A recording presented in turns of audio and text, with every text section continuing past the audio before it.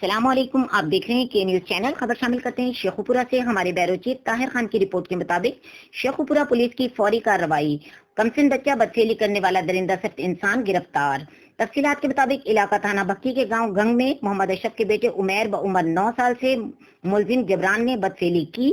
جس کی اطلاع بچے کے والد نے علاقہ پولیس کو دی، جس پر ایس ایچ او تھانہ بھکی اور اس کی ٹیم نے فوری کارروائی کرتے ہوئے بچے کے والد کی مدعیت میں مقدمہ درج کر کے فوری طور پر ملزم کی تلاش شروع کر دی، جو کہ ایس ایچ او تھانہ بھکی اور اس کی ٹیم نے اپنی تمام تر مہارتوں اور جدید ٹیکنالوجی کی مدد سے 1 گھنٹے کے اندر بچے سے بدفعلی کرنے والے ملزم جبران کو گرفتار کر لیا۔ ڈسٹرکٹ پولیس آفیسر شیخوپورہ غازی محمد صلاح الدین نے شیخوپورہ پولیس کی اس کارروائی پر ایس ایچ او تھانہ بھکی اور اس کی ٹیم کو بروقت کارروائی کر کے ملزم کو گرفتار کرنے پر شاباش دی۔